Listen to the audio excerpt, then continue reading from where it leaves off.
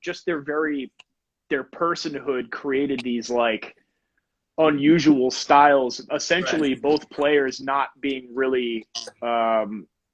No one in Daughters is an accomplished musician as a player, and so like our Yeah. very insistence upon continuing to make music together kind of breeds this weird style. You know, like I don't know what I'm doing.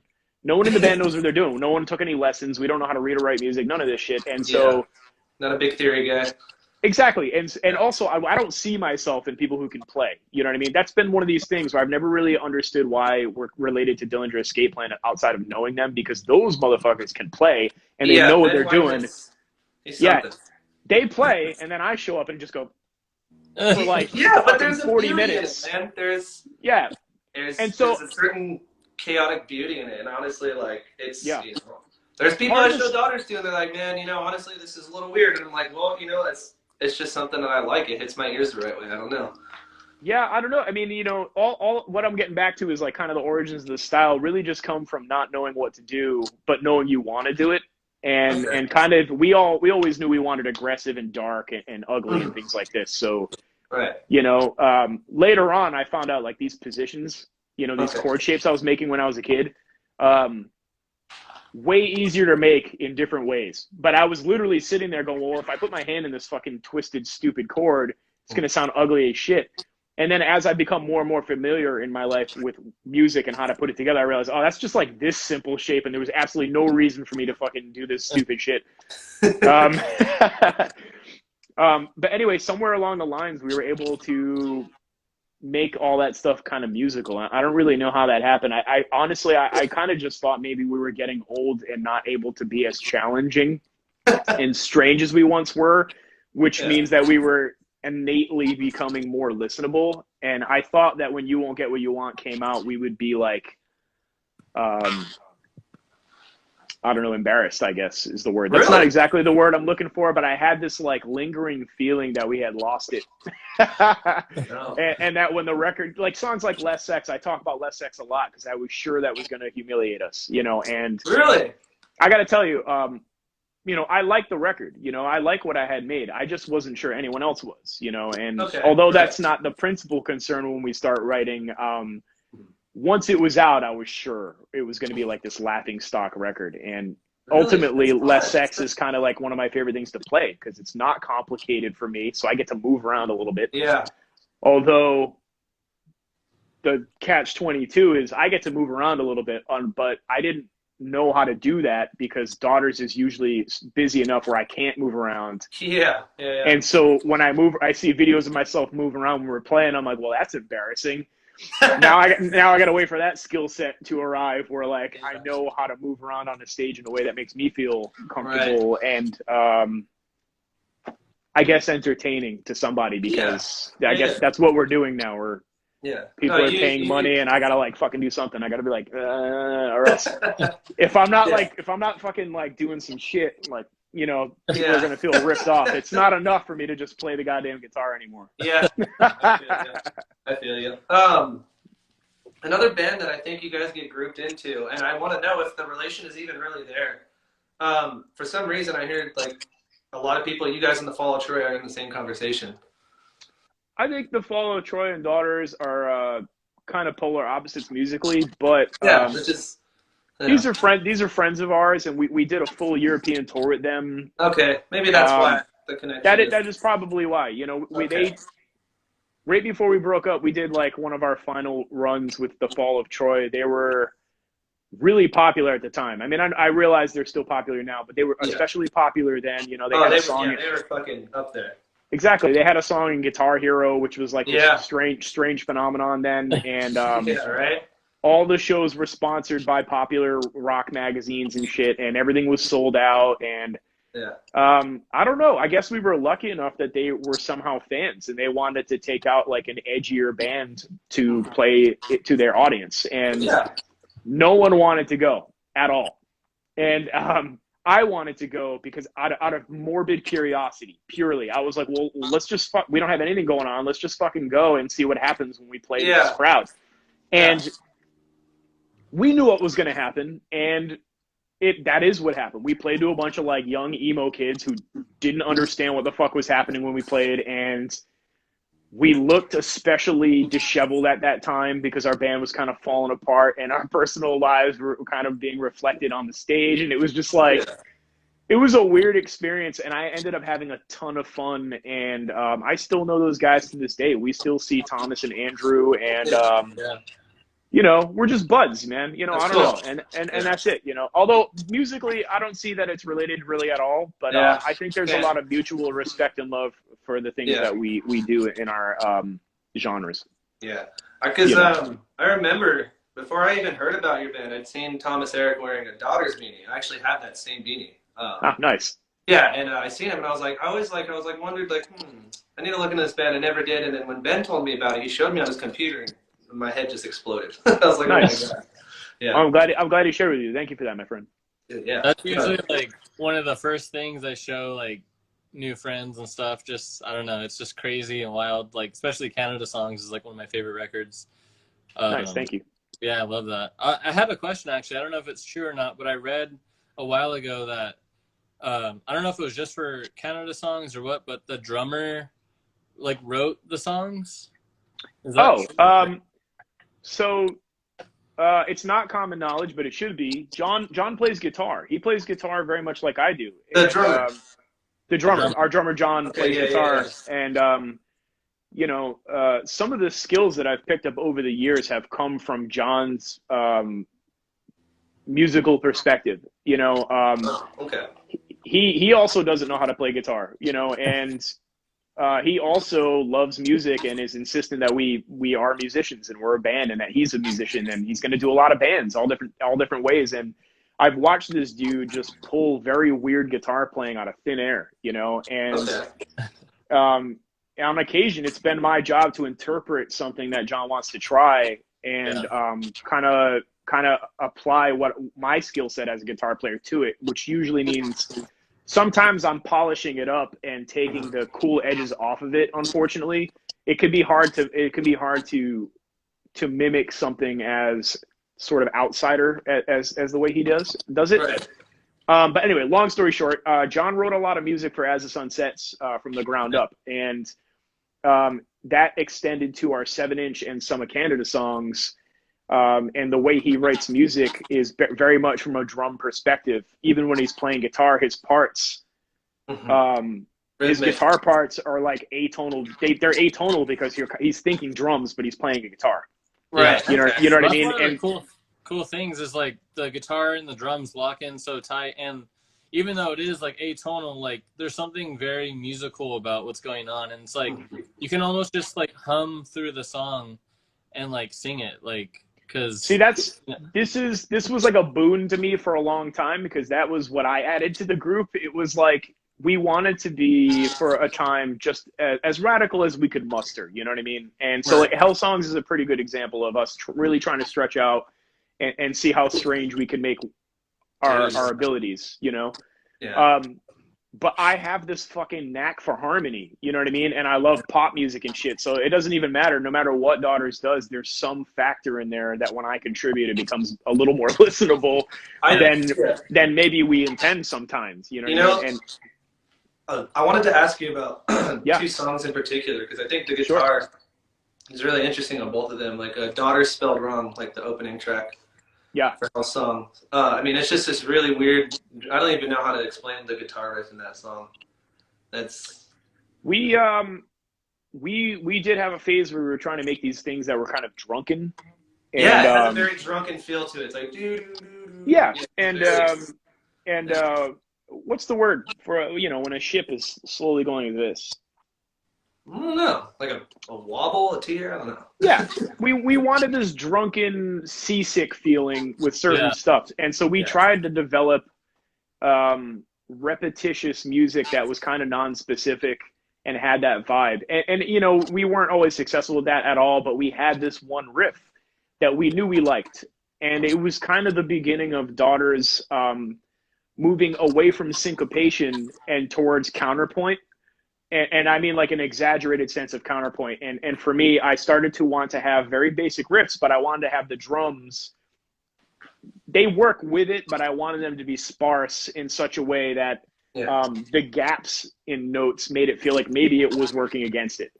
Yeah. I get you. You know, like, you know, if you come up with the main riff, you know, basic ass drummer might be like, you know, I fucking hate when bass, drums, and guitars are all following the root notes and shit. So I'm always on this. I usually hate it, not always, but I'm always on this journey to try to like have everything working like a clock on its own little, you know, they're all these little gears are contributing to the larger whole, but they're all kind of, clock is the wrong analogy, but I want things to be existing in their own space, you know, communicating their own story and then coming together as a whole at the end. Yeah. Like I'm sure if you could get the drum stems and guitar stems from any of the albums and you could listen to them individually, that would probably come across. It's actually super fun. I think about that sometimes. I'm like, man, I always wanted a Hell Songs just drums, bass, and vocals. Dude, do a stems with that, dude. I'll pay for it. I don't know. Let's dude, before we put the guitars on, I was like, I'm certain this is good as it is. Like, you know, sometimes you have so many things going on that you have to wonder whether or not you're ruining the music, you know? Oh, really? Yeah, or like ruining the potential for better music. And so with You Won't Get What You Want, one of the reasons it's not as busy at times is because I really wanted to see what it would sound like if we weren't piling shit on all the time. You're like, how small and simple can we make this as a rock band and still have it sound like us and be effective? Yeah. And like maybe move a person from time to time. Yeah, no, it definitely does. I think all of the music, I'll tell you, I mean, I don't mean to put like a negative association out there, but like, you know, your music has helped me get through, like, you know, just when you're feeling really shitty, you can listen to that stuff. And there's, you know, especially Alexis's lyrics bring a lot to it as well. And he has his own emotion and his own, he's like a character in a way. He's like, you know, he has become this character, man. It's very fascinating to watch this stuff happen because there's like a lore that's been building up for a long time. And it used to be about his usually just more or less about his live performances and and his vocal switch in Hell Songs was pretty notable for people. Dude, yeah, I love that. I love that he kind of I read somewhere, I don't know where it was, somebody compared him to a drunk Elvis Presley, and I thought it was hilarious. I love that. He had that moment. Believe it or not, we never fully explored his drunk Elvis thing. He was starting, by the time we were getting to recording Hell Songs, he was starting to move past that. Really? But you can hear it in two recordings. There's we did a cover of Marry Me Lie Lie for the birthday party tribute record on 31G Records many years ago. And actually, I'm not even on that recording, but he did it there. He did it there a little.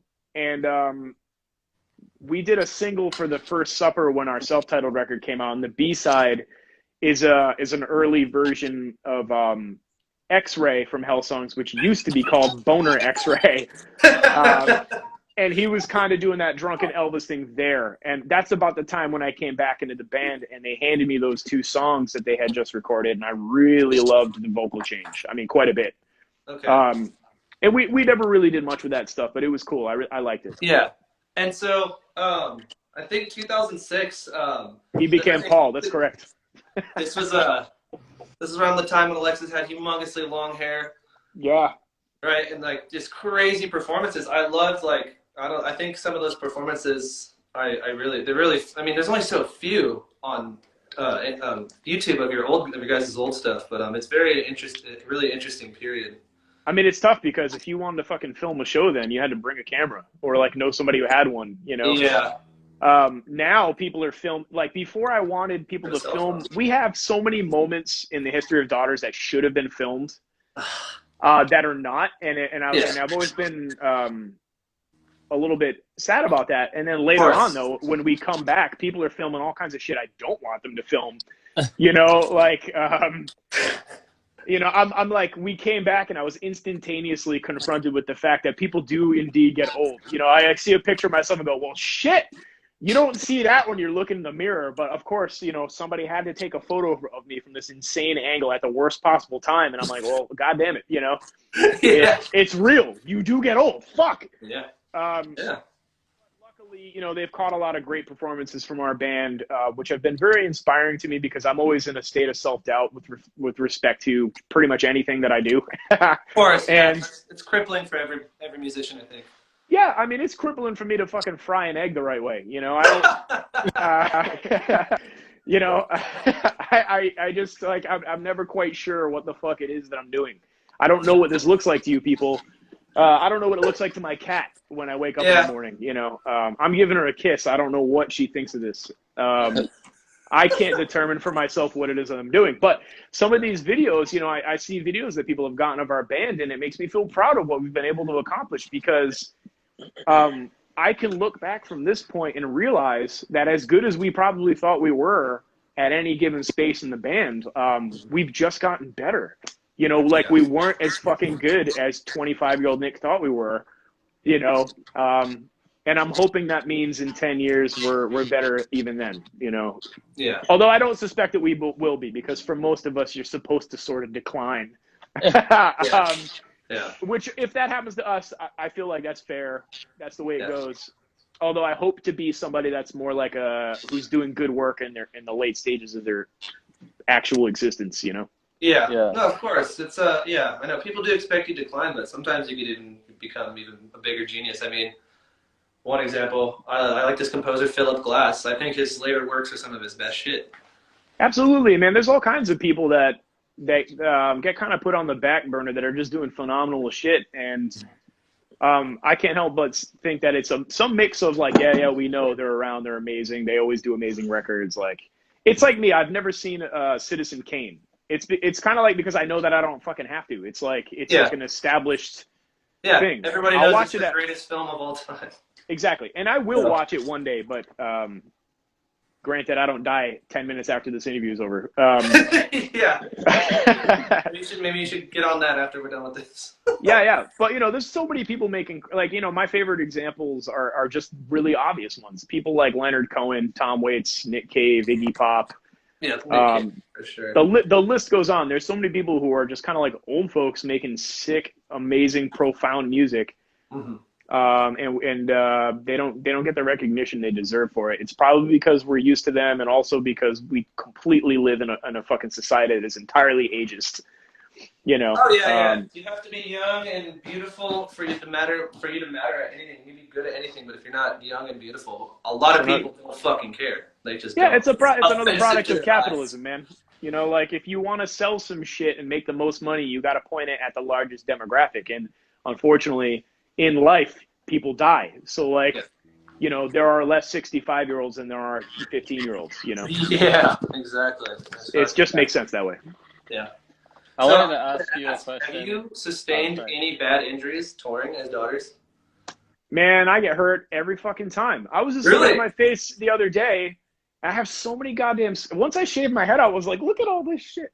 It's like, I don't know, man. Nothing that has like changed my life, but I got unnecessarily and unwittingly drunk in San Francisco at this place, the Casbah, right before we took a hiatus, and couldn't understand why my gear wasn't working. Did not have the disposition to do common troubleshooting shit that everybody does when their stuff's weird. There's a lot of workarounds and way to save the moment quickly. And because I was inebriated, I was not at all able to, accomplish these very simple things. And I ended up like frustrated, turned around, saw that there was this glass of whiskey on my amp, and I picked it up and chugged it. And I have no idea what I was thinking, but I slammed it down on the top of my amp as hard as possible, and it just exploded. Hit people on the other side of the stage, and I looked at my hand. There was no impact, like a normal impact. There was no like, it was more like a mush, and when you're smashing something that's hard, you want it to not mush. And so instantly I understood that I was about to look at my hand and see that it was shredded, and indeed it was. Yeah. I saw blue and white like muscle tissue in my finger before the blood had come out. Dude. But I didn't make any sense. I was instantaneously embarrassed. That was the first thing, like, oh my God, how embarrassing. Like, I got angry enough to smash this glass. I don't like feeling angry. It's humiliating to me. and I smash this thing, immediately become guilty, and just try to pretend like nothing's happening. So I turn around, forgetting my gear doesn't work, and I play like a half a song with no sound coming out. And what stopped me is I couldn't hold my pick. There was too much blood. So I turned around and put my hand up to try to show John, stop the show, look at my hand. And when I did, unintentionally, I learned later, like a stream of my blood just kind of went up John's body and up his face. Oh my God. Like, blah, blah, blah, and oh my God. I could see the recognition in his eyes, and then I had this like hissy fit on stage, and I drop kicked the shit out of my amp and like broke a mic stand, not at the joint, but like in the middle of the pole. Later, the sound guy told me he wasn't going to charge us for it because he was just kind of impressed, and I kind of shuffled off the stage through the crowd. The band played like another handful of songs without me; they just kept going. And I remember crouching on the sidewalk outside of this venue, trying to make myself throw up with the bloody fingers, by the way. Oh my God. Because I was so the story about how I got drunk is actually, I don't want to tell it because it's long, but it was unintentional entirely. Basically, I was sitting and drinking and chatting with someone amicably and happily, and then when it was time to play, I stood up and realized, oh, whoops. Fuck, yeah. And then my wits were just gone from there on. And anyway, I remember Gabe from the Locust came up to me to fucking harass me and make fun of me because he could tell that I was a mess. That's like classic Gabe shit. I don't really take an offense, but at the time I wanted to be like, get the fuck away from me, dude. Yeah, not at that time. Not a good time. It wasn't a good time, man, because I was just like panicking and trying to throw up, and there were people who were at the show were just watching me. Yeah. And the savior of that day was Evan from Young Widows, Bleed or Resist, and J Jail, who we were on tour with at the time, came to my rescue, man. He came outside with this bottle of, I think it was alcohol, and without saying shit, he grabbed my hand, squeezed it like this, so all the blood would come out, and like black blood came out, and just dumped this shit on my hand without saying anything. And he's a lot bigger than I am, you know. I see Evan as an actual man, you know. Yeah. So this like man came up to me and just went woof and dumped it on my hands, and I didn't even feel it, to be honest. Then he pushed me into his band van and drove me to the hospital. What was this? Damn, Did someone say something? Ben? Drove me to the hospital. I sat there pale, white as a ghost, wearing ridiculous clothes because I wore all this strange shit at the time. And I had a ball. I have this weird thing with chaos. Sometimes when bad things happen around me, I have this weird reverse response, which I'm exploring with myself. Like, why is it that when that happens, I'm suddenly thinking like, that was kind of amazing. Yeah. Anyway, I ended up having a pretty okay night despite all that, because as I was leaving and checking out, this young receptionist was like flirting with me because I was clearly like this fucked up guy in a rock band, and she seemed to like that. And I was like, dangerous. Yeah. But after that, you know, the whole band was in the waiting room looking real angry, and I pretty much they were pissed. They weren't even concerned. They were mad.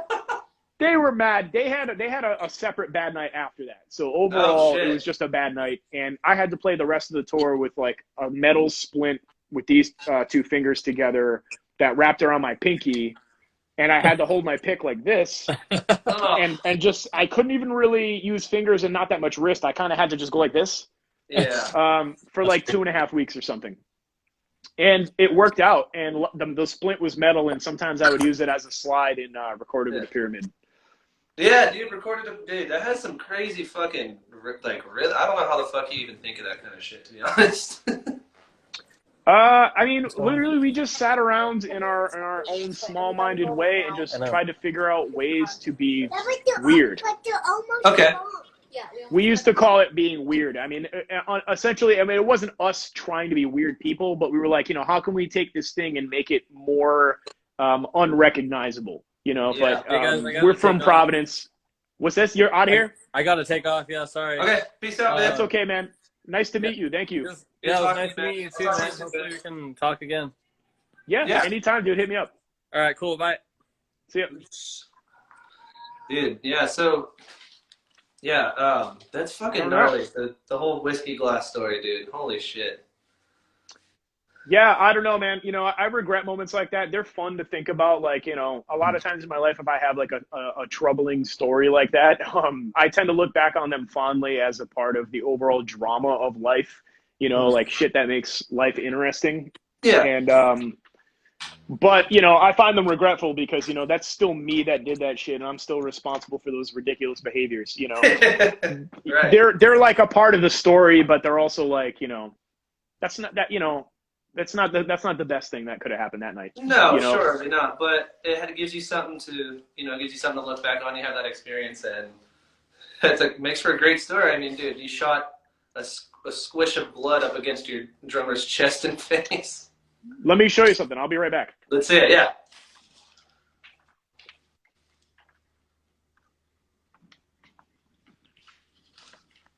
So our drummer John can be a very thoughtful and empathetic and kind person, Okay. and generous. And although everyone was bummed out at how that night turned out, Mm-hmm. you know, the goal of a show is to show up, play well, and wow the crowd. We didn't do any of that shit. So I was surprised when, despite everyone's disappointment and probably dismay and anger, he saved something for me to commemorate how insane that was. And he grabbed my set list because apparently when I dropped my pick, there was enough blood on it that it stamped the set list. And so you can see my pick and it says Jim Dunlop. And I have it framed here all these years No shit.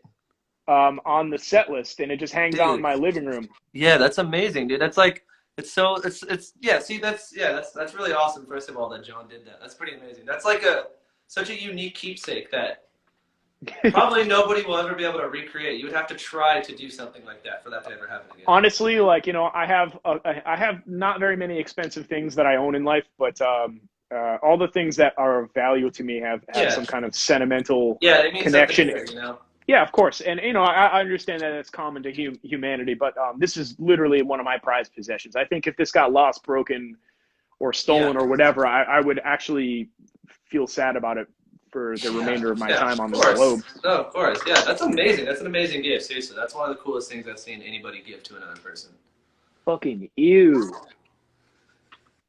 I'm seeing a lot of people that we know in here. You know, sometimes I do these lives and people ask questions and I can't see them because they're too fucking small. If you know how to and invite they roll by fast. I never answer. Yeah, if you see any of your friends that you want to invite into the group, just send them a message. I'm just gonna read them back.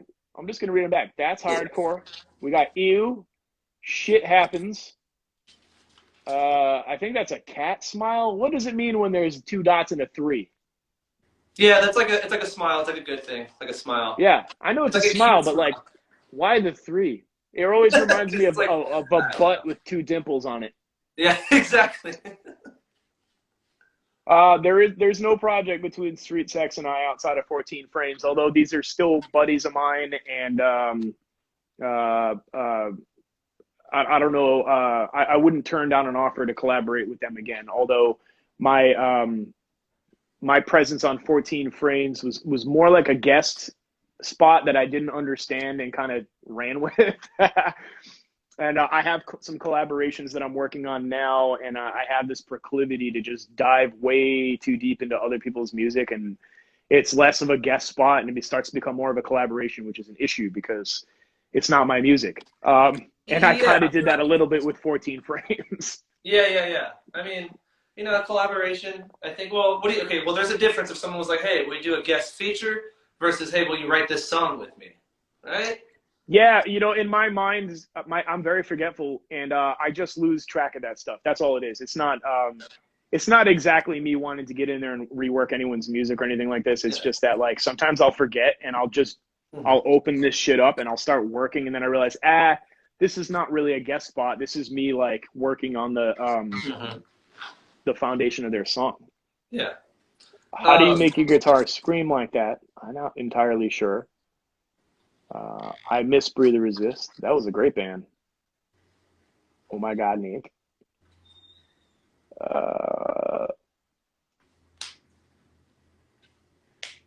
Hey, all right. So this person, Chris W. Kelly, is talking about a show we played with an albatross in Providence, Rhode Island, I think.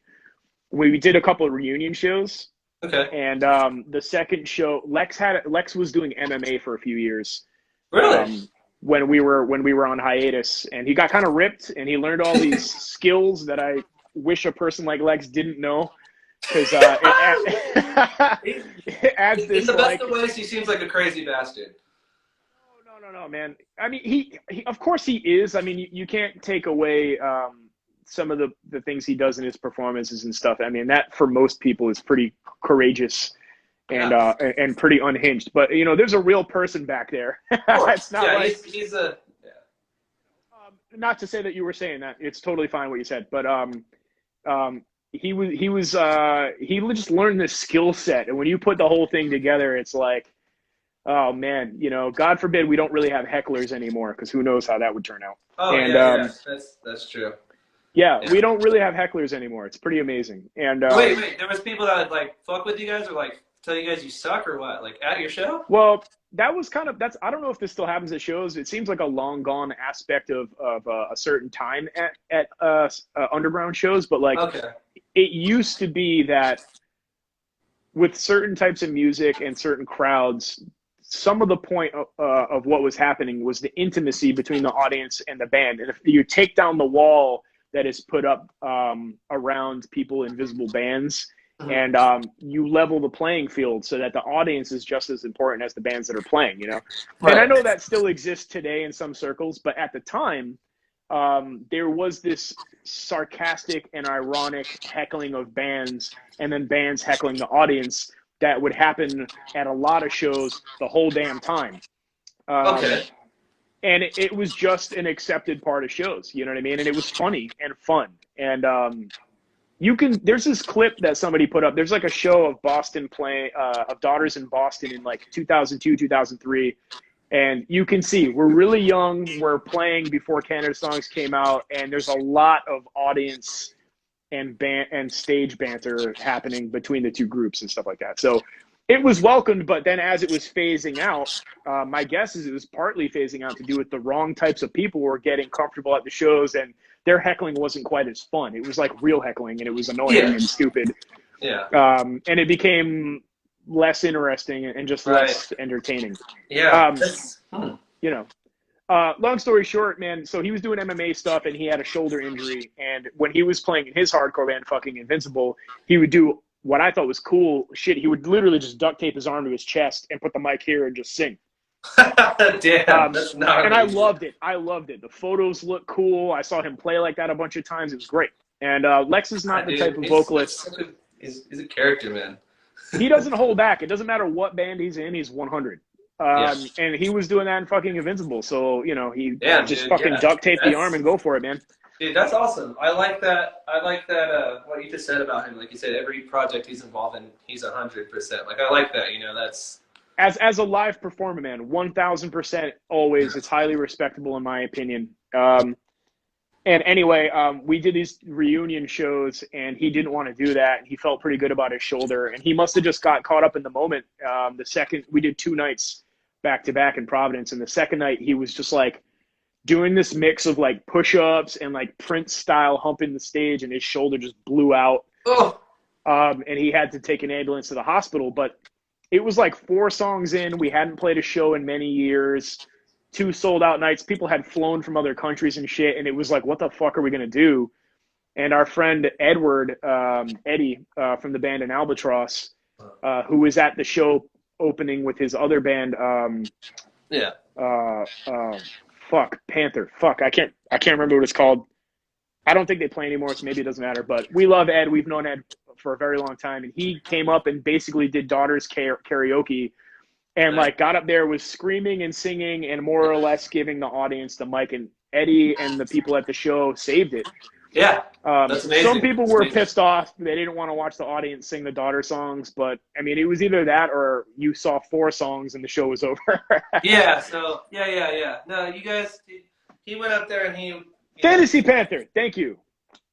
What was it? Fantasy Panther.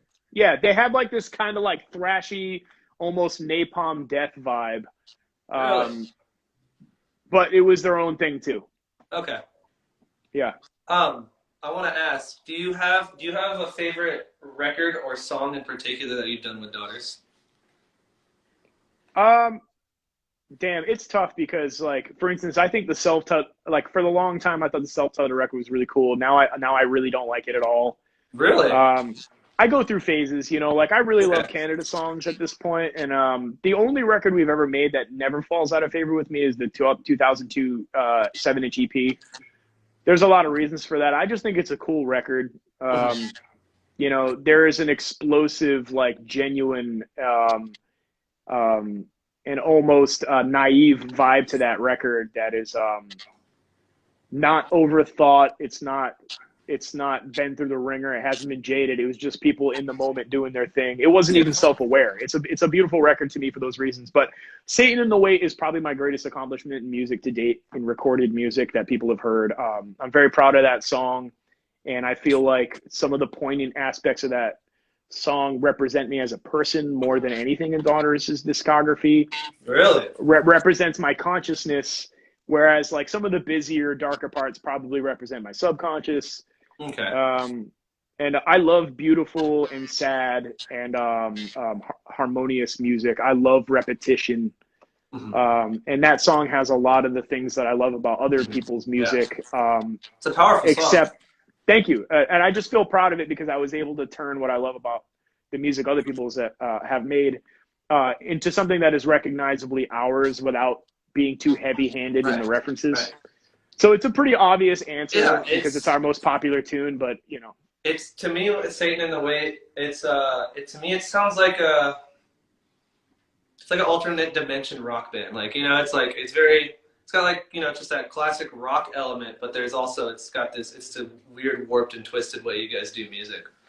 I just I've been thinking about that lately because when I started to think about this next record, LP5, it was literally days after we had recorded You Won't Get What You Want, I'm Just Moving On, And Really? I So you guys started working on what's the LP5 right after? Well, the way I write music, man, is it never stops, I mean, Okay. most of the time I'm on the clock 24/7, Yeah. I know that sounds a little corny, but that's just kind of how I've been with music. Even when no one was really paying attention or caring, I always saw myself as a musician and someone who is a creator in this regard, and was always going to be making something. So like it's always there. I'm always unfortunately it's kind of a boon really, but I'm always kind of engaged with music on some level. It's like I can't shake it. It's like a curse, some kind of It's a lifestyle. It's what you choose to surround and involve yourself in with every day. It probably makes you feel whole as a person, and that's Yeah, exactly. Really The only reason I can even talk about it this way is because there's enough things in my life that have happened that make me second guess it as a lifestyle, but it's just too innate in who I am at this point. And anyway, so I never stopped making shit. So I'm like right away, I'm like, all right, so LP5. And I'm just going. And I the way I work in Daughters is I pick my moments from the previous record as starting points for the next one. Really? Yeah, like what works the best about this record and what's new with that record, because now we have a foundation for the next record that is recognizable and fresh that I can add to and hopefully make something else that's new. And Satan in the Wait was going to be it.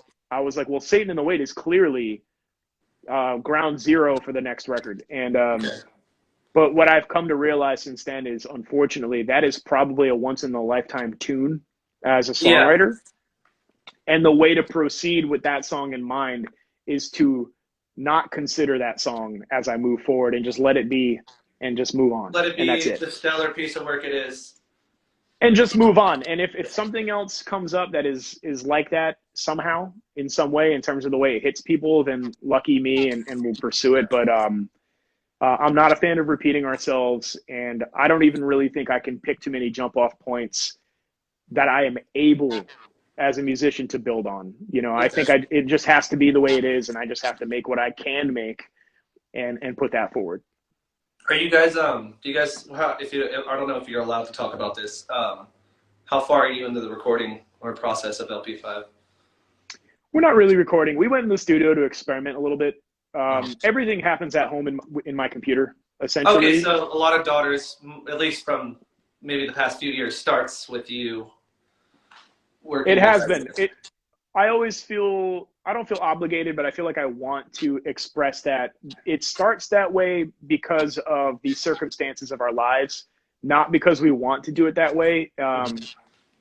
The cookie has crumbled such that I have become the principal songwriter. Okay, yeah. But that's not to say that the other guys aren't contributing to what we're doing, you know, especially now. John is reclaiming, you know, his writing chops for Daughters, and he's been working away diligently since we got home to generate new music for us.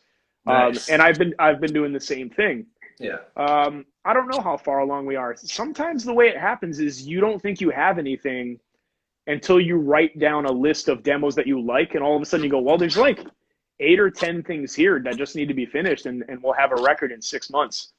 We're not there yet, and it's because I really want to see what I can do with the next record. And I'm really branching out this time with some of my ideas. Okay, so this should be... I don't know that they'll be successful. Huh?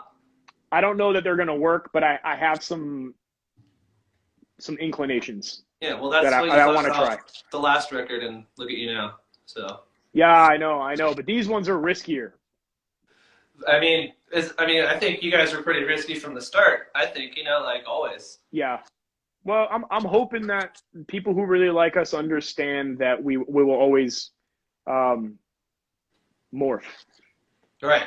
You're never gonna be stagnant, and that's Yeah, that doesn't mean they have to like it. They might go, LP5 sucks, but hopefully they'll go, maybe LP6 will be cool. You know what I mean? I do. Because who the fuck knows? You know, we got to put out a stinker at some point. Yeah, I do want to ask. Was there any particular reason for the name of the last album? You won't get what you want. I'm sure there's some kind of something behind it. I don't know. I think that's more of a question for Lex. Okay.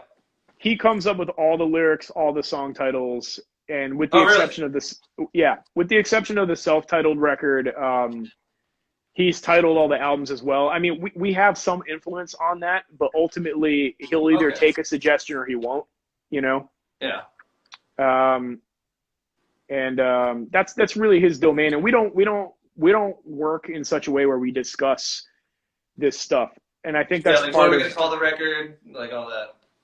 I mean, we've definitely had those conversations, but ultimately, like, you know, Lex doesn't weigh in too heavily on what I contribute, and I don't weigh in too heavily on what he contributes. And we have discussions about these things that are intimate, but we also give each other enough space to express ourselves and try to get an.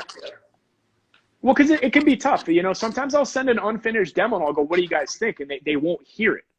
And the reason is because it's not fucking finished, so my vision isn't there. And the same is with lyrics, titles, drumming, everything, you name it. You know, sometimes you just got to give the other member the benefit of the doubt and wait to see what happens when their idea is fully expressed. Right, you know? That's fair. That's totally fair. I get that. Yeah, the album title, though, I mean, as soon as we saw it, I think we all knew that it was good. It reflected the sound and the sentiment in our personal lives. Okay. And it just kind of rang true to the thread that we were all on at the time. And it definitely rang true to the thread that Lex was on as well. Okay, cool. Yeah, if I ever get to do one of these with Lex, I'll have a different set of questions about song titles and lyrics. Yeah, you should hit him up, man. I think he's just as easy to get to do one of these things as I am. You know? Cool. Although I know he shares the same sense of anxiety about social media, so you just got to catch him at the right time. Right, yeah. Just send a message, you know, Yeah, totally. Yeah. So I wanted to ask you about your gear too, because I see you play a Gibson. But what do you? Yeah. Well, I play Gibson too. But what's your main gig when you're out playing, or what's your main gear setup when you're out playing besides pedals and all that stuff? But like. Yeah, totally. It's changed several times over the years. It changed a lot throughout You Won't Get What You Want. Essentially, you got to try to choose. There's like two options in my life. One was, what can I afford? Which the majority of the time is basically nothing. And then on the other hand, you need the gear that expresses your idea. You know, so with You Won't Get What You Want, I knew it. I wanted post-punk, goth, and surf guitar tones for the most part. Okay. And so right away generally you think of the most obvious shit is like Fender. Yeah. So I knew that the record was going to be a tribute, a partial tribute to Fender guitars and Fender twin amps, but not the kind of twins that break up, the kind of twin that doesn't break up. And in my case, it's a brand new 68 reissue. It can break up, but you can push this thing pretty far before it will. The drawback in a live situation is that it just didn't have enough bottom end as an amp. And so what we ended up doing is A-Bing them with an orange Rocker Verb 50. Fuck yeah. Yeah, dude, And so beefy as shit, dude. Rocker it's a great amp. You know, I'm not a fan of the dryness of an orange amp, but when you use the clean channel of the orange and the clean channel of the twin and you just have them on at the same time, you put all your tone at your pedal board and in your guitar for the most part. That combination is unfucking heard of, man. Sometimes I would be sound checking, just messing around, and I'd be like, "That is crazy." I gotta remember. I'm gonna what I've done here. I'm gonna take that combination into consideration now, because one thing is I've always used oranges for just straight up gain tones, just getting ripping gain tones. The cleans have always, not been so amazing. I mean, at least for me. So like to put those two together, especially just get the ABY box. That should be interesting. I'm actually going to check that out soon because I do have a rocker. My buddy has a rocker for my roommate. So nice. Yeah, check it out, man. I mean, I've always really, really loved the neck pickup on any Fender guitar for the most part. Played through a really glassy and clear Fender amp. I mean, that shit sounds amazing to me. And it got me so much closer to the lifelong goal of how much can I make my guitar sound like a knife or a sword while still being musical, Yes. Fender should have just lends itself to that. And maybe one day I will make a record with Daughters or somebody else that literally sounds more unrelentingly like a Blade. But right now my goal is to incorporate that into something that feels musical and harmonious, with all the other elements, Okay. So I've been playing a Strat, like a $1,400 Black American Strat live, and I'll switch back and forth with the Gibson depending on what album we're playing, or some songs, it doesn't matter how you intend for them to be, they just sound better with different instruments. And a lot of the way I control the tone is with EQ pedals and things like this and various gain stages at my feet. Okay, right. You know what I mean? We're going to talk about pedals real quick. For people listening, you want to talk about your Fuzzrocious collaboration? Yeah. Yeah. I have one right here. Hold on. Yeah, please do. Please bring it out. So is yours the tap one? Hey, can you tell me how to get the writing to go away? Oh, I don't know if it goes away. I don't think you. Actually, I can turn off commenting. No. Let him do the thing. Fuck it. It's okay. I just wanted to be able to see my fucking amazing pedal. Yeah. So this is the Fuzzrocious empty glass drum mod. Okay. The original empty glass, which is on my pedal board, or I'd pull it off for you. Okay. Oh no, it's not. It's up here. Sorry. This is the original. It's for guitar. Okay. This is the and drum then this mod. is the tappy one, right? Yeah. So this one, has an in and an out, and is like a gated fuzz, like kind of a harsh gated fuzz. Okay. And then it has an oscillator that you can tune, which is a hell of a lot of fun, especially if this thing is at the beginning of a pedal chain. Okay. Yeah. Because if you want to have your coolest effects, pretty much up front. Yeah, and with the oscillator, which is essentially like a tone that you can control the pitch of. For those of you who don't know, if you turn it on and it'll just go, ooh, and you can control the pitch. Okay. When you see me performing the end of Ocean Song live, when I'm down on the pedals like that, I'm controlling the pitch of this oscillator and combinations of effects after it, and very short loops. And then with the drum mod, we were talking about collaborating on a new pedal, and I just wanted to do something that's not about guitar. I don't know if you know anything about my relationship with guitar, but I have like this weird love-hate thing with it, and I'm always trying to pull myself away from guitar culture. And I thought to myself, well, why don't we make like a daughter's shaker, which is essentially for people who make noise and stuff. It can be like a box with a contact mic in it that might be filled with, I don't know, like nails or screws or whatever. So such that you can shake it and it'll make like this textured, harsh sound that you can then filter through a variety of effects or whatever you have. Ryan didn't want to do that because he was worried that he was going to have to do a lot of warranties and repairs and stuff. Yeah. And he came up with a smarter version, which was to just do the drum mod, which is essentially the guitar pedal without the distortion and without an input. He put a piezo pickup or mic in here that's glued to the box that has an out. You can tap it.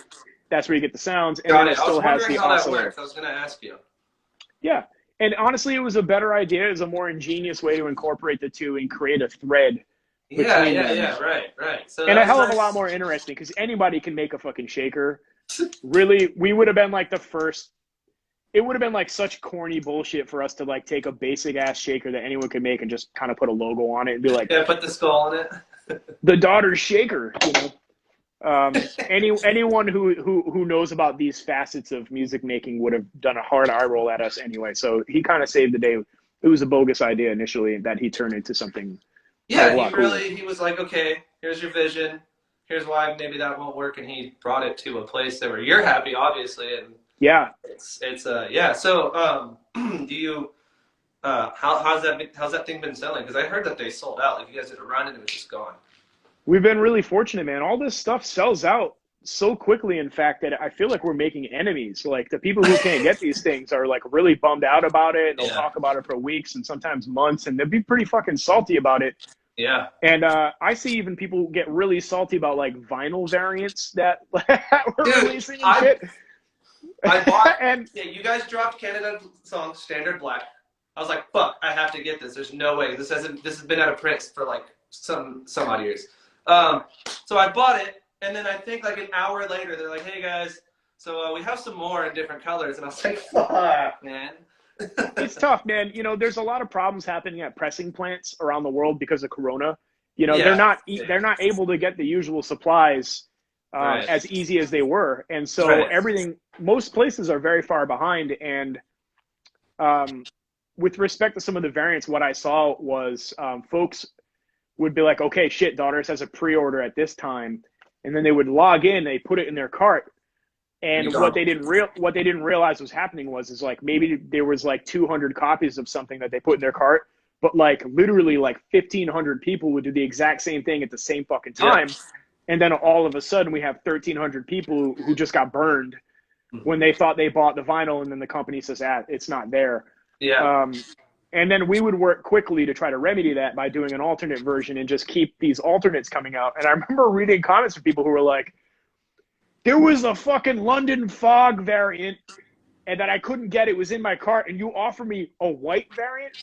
The white variant is literal trash. It's a literal piece of shit. It's nothing. And I'm like, damn. What? Jesus, calm down, buddy.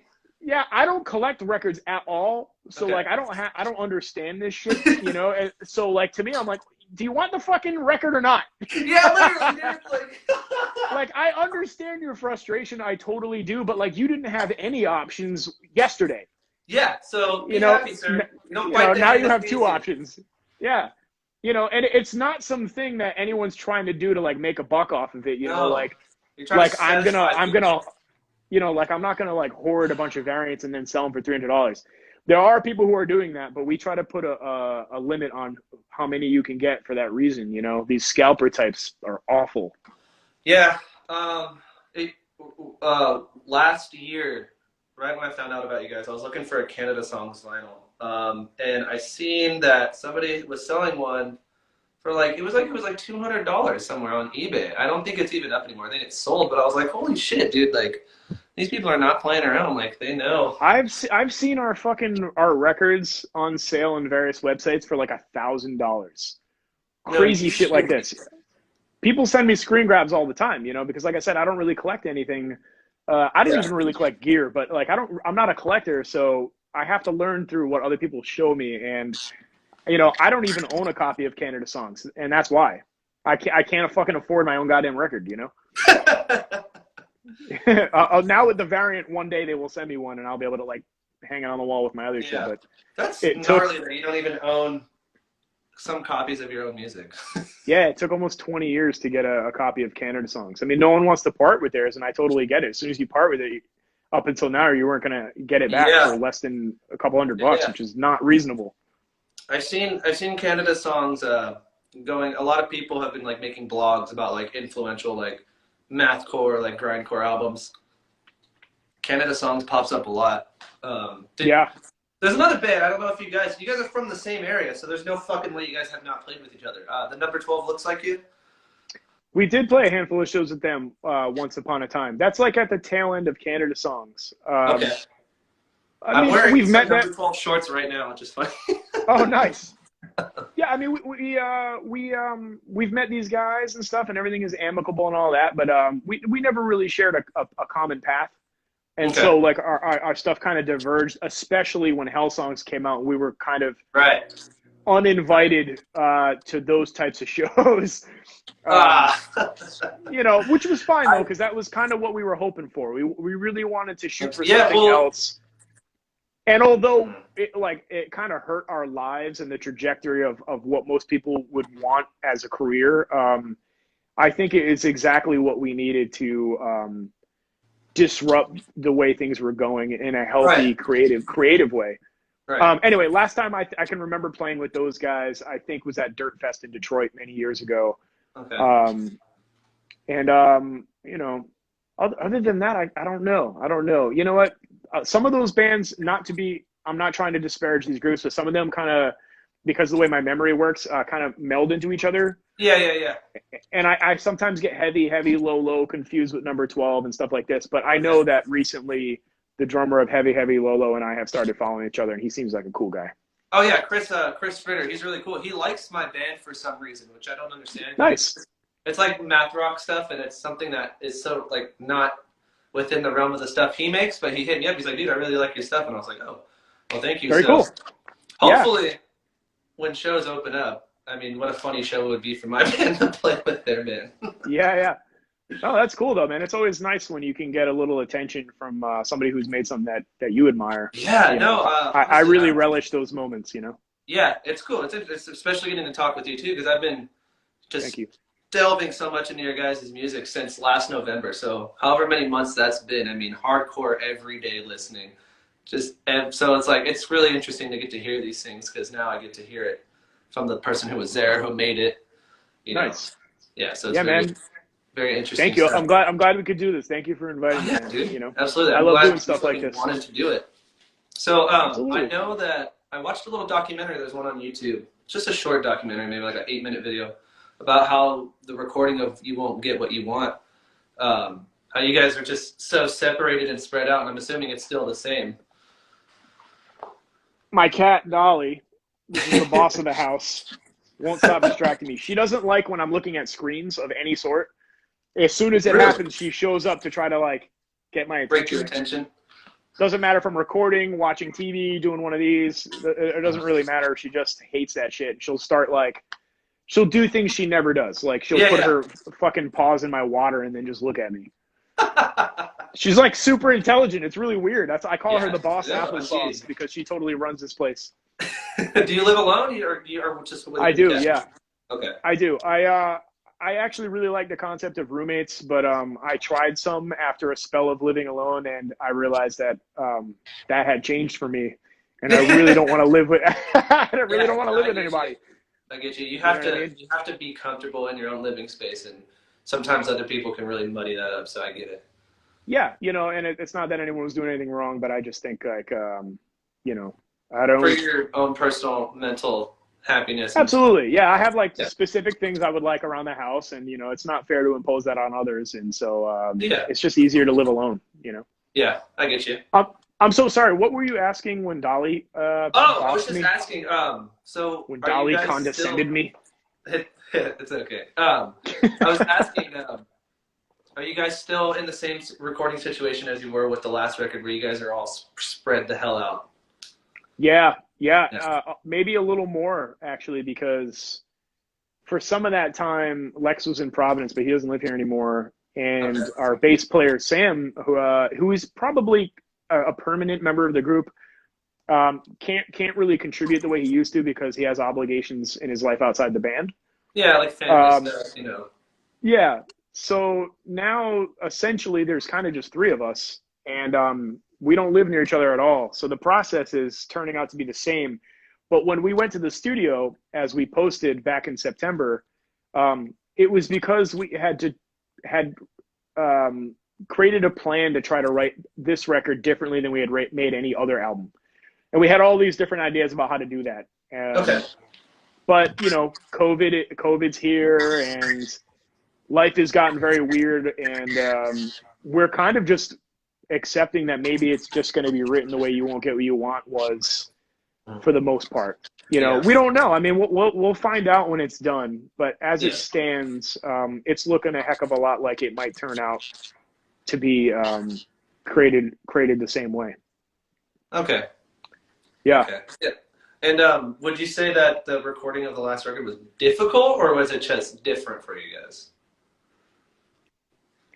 It was different. I don't know that some of it was difficult. The parts that were difficult were the parts that were different. Not that it was a difficult in general, but we tried different approaches to recording. We tried different approaches to production. We tried different approaches to working together as a team. We had all these different things that were new to the process, and some of it was pretty hard. It was hard for me in a lot of ways because I had a lot of anxiety about having it turn out the way I had envisioned. I mean, in terms of having a vision for an album and a set of songs, You Won't Get What You Want was the most focused it's ever been for me. And Okay. so I had some very specific ideas about what I wanted out of the recording process. And you got to know that even though you can get very specific with what you want out of it, there are still going to be elements that won't be that way. Certain things that are out of your control sometimes. Out of your control, and then of course there's always how things are interpreted with your music when you're working with other people. You know, even just an engineer. If you have an engineer that really doesn't do production, even that's going to change it. The gear they have, the rooms you're in. Right. Yeah. The list goes on and on and on. So certain things were stressful for me because I had worked so long and hard on this goddamn thing and thought about it for so long, kind of on my own, and you know, with the help of the other members too, but really making it felt like I was alone because they lived in other places. And the way we dealt with it was through Dropbox and emails and texts and conference calls and shit. Here's the thing, have fun. You know. Exactly. And when we weren't engaged in that way, I'm literally like in my apartment alone, walking around for 8 hours, like listening to the recordings and playing different instruments and whatever. So I had anxiety about that, but ultimately it came out way better than I could have ever imagined. And some of the things that didn't happen with the album, I can now try to put towards a future album if it still feels relevant and fresh to me, you know? Okay. Got it. Okay. Yeah. So like, so you said you guys broke up after the self-titled? Technically we broke up before it came out. Okay. We kind of broke up, kind of went on hiatus. It was a little murky. If you call it a breakup, you're not wrong. If you call it a hiatus, you're not wrong. What was the main reasoning, if you don't mind me asking? I think Daughters is such a strange group. We had zero career goals of any kind. We weren't even there to make a fucking cent. It was ridiculous. When I look back on it, I'm like, you know, we had no plan to sustain ourselves. We had nothing. I think the only shit we cared about was whether or not we could make music, be in a band, and get the fuck away from our lives and just go on tour, meet other bands, play for people, experience that life. That was literally it. Just lifestyle and creativity, I think. Right. Yeah. Were the only, because we would come home broke, worse than we ever were before the tours. You know, we were living very hard lives because of this. You know, by the time the self-titled came out, I was living on couches and shit out of a bag with a guitar and an 8-track. You know, and it was like luckily for me, there were real artists in my life who had empathy and understood what I was doing with my life. And they gave me a lot of leeway and they helped me. But there were also people who didn't get it at all and just saw me getting older and just kind of living this weird life where like I essentially wasn't able to take care of myself. And I think we all got really sick of that shit. We all got sick of ourselves. We got sick of each other. And things just kind of fell apart, you know, and they more or less culminated in some creative differences around that album. And it's super, super complex. Yeah. You know? How old were you when this was happening? Self-titled, Daughter's self-titled and Fang Island self-titled came out when I was 27. I think we recorded them both when I was 26 and 25. So somewhere Hellsong. All right, so Hellsongs came out when I was 23. So somewhere between 23 and 26. Okay. Okay, yeah, because Self-Titled is from 2006, right? Self-titled is 2010. Hellsongs is 2006. Hellsongs is 2006. Okay, Self-Titled is 2010. Dang, wow. Yeah, the And wishful then- thinking spin I like to put on our breakup is that Lex had a master plan. So Lex quit, and that broke the band up. And the way I like to spin it, which is not true at all, is that Lex had a master plan to break us up so that the internet would hype up a posthumous record from a dysfunctional band, and then like create the platform we needed to come back. Yeah. It's totally not true, but like I will think of it that way as But in a way, as a part of Lex's mad genius. Weird way. Yeah, I'll just say fucking Lex had a long running plan. Yeah. He understood enough about the history of rock and roll to go, you know what we should do? Yeah. Fuck this shit. Like, you know, having enough confidence in my imagination to go, you know, we made good music. We put on good shows. We're going to break it up and they're going to want more later. Yeah. You know, that's how it works sometimes when people come back to that cash grab. Do you think the internet age really helped out this kind of return? Look at this What's she motherfucker. doing now? Look at this motherfucker. What are you doing? You asshole. This is the love of my life, but she was just going like this on a flat screen that I use as a monitor. Yeah, we get it. You want something. Yeah, we don't know what it is. We don't know what the fuck it is. I try so hard to understand you. I'm sure if she could speak, it would be something that didn't make any sense at all. It'd be like 5 nouns thrown together that she wanted. I want these 5 nouns. Yeah. The internet, the internet is entirely responsible for the success of Daughters and the life that I have right now. Mm-hmm. I mean, you know, there's all kinds of negative things